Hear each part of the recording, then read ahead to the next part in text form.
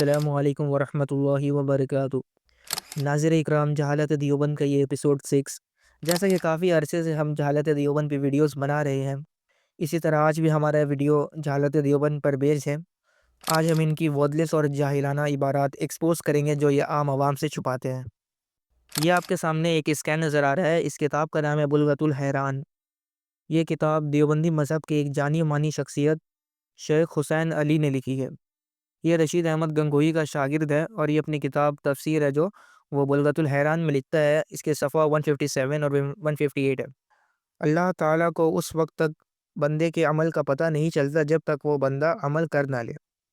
اگر اگزامپل سے کہوں تو شیخ حسین یہ کہنا چاہ رہا ہے کہ مان لیجئے ایک شخص ہے اور وہ پانی پینے والا ہے، تو جب تک وہ پانی پی نہ لے تب تک اللہ تعالیٰ کو خبر نہ ہوگی کہ وہ پانی پینے والا تھا۔ استغفر اللہ۔ اللہ تعالیٰ جو کہ العلیم ہے، العلیم بذات الصدور ہے، سب کے دلوں کے حال سے اللہ واقف، کب کیا ہوگا سب چیز سے اللہ واقف ہے۔ اور ان کے قابر نے لکھا کہ اللہ تعالیٰ کو اس وقت بندے کے عمل کا پتہ نہیں چلتا جب تک وہ بندہ عمل کر نہ لے۔ اور یہ اللہ تعالیٰ کے عالم الغیب ہونے کا بھی انکار ہوا۔ ہمارے آقا کے علم غیب پر تو یہ انگلی اٹھاتے تھے، اب اللہ تبارک و تعالیٰ کے علم پر بھی انگلی اٹھاتے ہیں۔ آئیے اب ان کا دوسرا گستاخانہ کارنامہ دیکھتے ہیں۔ یہ آپ کے سامنے کتاب فتاوی رشیدیہ ہے۔ اس کی جلد 2 ہے، صفحہ نمبر 12 ہے۔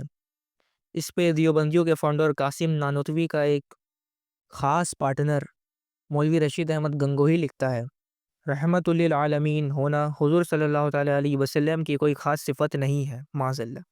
اور آگے لکھتا ہے کہ یہ لقب کوئی نیکوکار بندے کو بھی مل سکتا ہے۔ سب سے پہلی بات آپ یہ جان لیں کہ حضور صلی اللہ تعالیٰ علیہ وسلم کو جو رحمت للعالمین کا لقب ہے وہ نہ ہی صحابہ نے دیا ہے، نہ ہی تابعین نے دیا ہے، اور نہ ہی کوئی نیک شخصیات نے دیا ہے۔ وہ ڈائریکٹلی اللہ تعالیٰ نے عطا کیا ہے۔ اللہ تعالیٰ قرآن میں ارشاد فرماتا ہے، وَمَا أَرْسَلْنَاكَ إِلَّا رَحْمَةً لِلْعَالَمِينَ، اے محبوب آپ تمام عالمین کے لیے رحمت ہے۔ تو حضور کو رحمت للعالمین قرآن میں کہا گیا ہے۔ بھلا یہ کیسے ممکن ہو سکتا ہے کہ جو لقب آپ صلی اللہ علیہ وسلم کو قرآن میں دیا جائے وہ کوئی نیکوکار شخصیات کو بھی دے دیا جائے؟ ہاں، اگر آپ کو صحابہ نے کہا ہوتا یا کوئی تابعی یا نیک شخصیات نے کہا ہوتا تو یہ عبارت ایک میٹر آف کنسرن بن سکتی تھی۔ رحمت للعالمین لقب خاص اللہ تعالیٰ نے حضور کے لیے نازل کیا ہے۔ ان خبیثوں نے حضور کی شان گھٹانے کے لیے یہ لائن لکھ دی۔ کل آگے جا کر یہ بھی لکھ دیں گے کسی اور کے زلف کو بھی زلف واللیل کہا جا سکتا ہے، کسی اور کے رخ کو بھی والضحیٰ کہا جا سکتا ہے۔ یہ سب القاب اللہ تعالیٰ نے حضور کے لیے نازل کیا۔ بھلا کیسے ممکن ہے کہ کوئی نیکوکار شخصیت کو بھی کہا جائے؟ یہ حضور کی گستاخی کرنا ہوا جو کہ قاسم نانوتوی کے پرسنل پارٹنر رشید گنگوہی نے اپنی کتاب میں کی ہے۔ آئیے آگے دیکھتے ہیں قاسم نانوتوی نے کیا کارنامہ انجام دیا ہے۔ یہ قاسم نانوتوی کی کتاب ہے تحذیر الناس، پیج نمبر 25۔ اس میں یہ لکھتا ہے کہ اگر بالفرض آپ صلی اللہ تعالیٰ علیہ وسلم کے بعد کوئی اور نبی آ جائے تو آپ صلی اللہ تعالیٰ علیہ وسلم کے خاتم النبیین ہونے پر کوئی فرق نہیں پڑے گا۔ سب سے پہلے آپ یہ جان لیجئے کہ اس کی یہ بات کو قادیانی بطور دلیل پیش کرتے ہیں اور بتاتے ہیں کہ آپ صلی اللہ تعالیٰ علیہ وسلم کے بعد بھی کوئی اور نبی آ سکتا ہے۔ اللہ تعالیٰ نے قرآن میں فرما دیا ہے، مَا كَانَ مُحَمَّدٌ أَبَا أَحَدٍ مِّن رِجَالِكُمْ وَلَٰكِنَّ رَسُولَ اللَّهِ وَخَاتَمَ النَّبِيِّينَ، یعنی حضور صلی اللہ تعالیٰ علیہ وسلم کے بعد نبوت کا سلسلہ بند ہو چکا ہے۔ جب اللہ تعالیٰ نے خاتم النبیین کی مہر لگا دی تو بات ختم ہو گئی۔ حضور کے بعد آخری نبی نہیں آ سکتا، اور اگر آپ صلی اللہ تعالیٰ علیہ وسلم کے بعد کوئی اور نبی آئے تو بھلا خاتم النبیین پر کیسے فرق نہیں پڑے گا؟ ایسے جاہلانہ بکواس تو کوئی نارمل مسلم بھی نہ کرے۔ تو غائز آپ نے دیکھا یہ دونوں پارٹنرز کتنے گمراہ کن اور گستاخانہ باتیں کرتے ہیں۔ اب آئیے ایسی شخصیات کی عبارت کو ایکسپوز کرتے ہیں جو کہ متنازع ہے، یعنی دو گروہ اس کو مانتے ہیں، دو فرقے، ایک اہل حدیث اور دیوبندی، دونوں اس کو مانتے ہیں۔ اس کا نام ہے اسماعیل دہلوی۔ اسماعیل دہلوی جو ہے یہ عقیدہ سے تو اہل حدیث تھا لیکن اسے دیوبندی بھی مانتے ہیں۔ یہ ہندوستان میں اہل حدیث کا جڑ مانا جاتا ہے۔ یہ اپنی کتاب صراط مستقیم پہ لکھتا ہے کہ اگر آپ صلی اللہ تعالیٰ علیہ وسلم کا خیال نماز میں آ جائے تو وہ خیال گدھے اور بیل کے خیال سے بدتر ہے، معاذ اللہ، استغفر اللہ۔ تو ناظرین آپ نے دیکھا ہے اس خبیث نے حضور صلی اللہ تعالیٰ علیہ وسلم کو گدھے اور بیل کے خیال سے بدتر کہا۔ اب ایک بات بتائے، جب ہم لوگ نماز پڑھتے ہیں تب تشہد میں ہم کہتے ہیں السلام علیکم یا ایھا النبی، تو کیا اس وقت حضور صلی اللہ تعالیٰ علیہ وسلم کا خیال نہیں آتا؟ جب حضور پر سلام بھیجے بغیر نماز مکمل نہیں ہوتی ہے تو حضور کے خیال سے معاذ اللہ نماز کیسے فاسد ہو جائے گی؟ یہ صاف سیدھا گستاخی ہے۔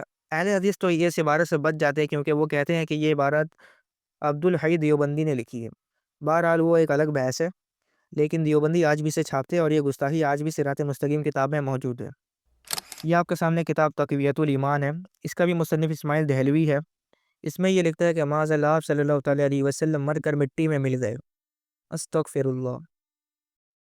آپ صلی اللہ تعالیٰ علیہ وسلم کی ایک حدیث ہے، الانبیاء احیاء فی قبورہم یصلون، اللہ کے نبی اپنے قبروں میں زندہ ہوتے ہیں، نماز پڑھتے ہیں۔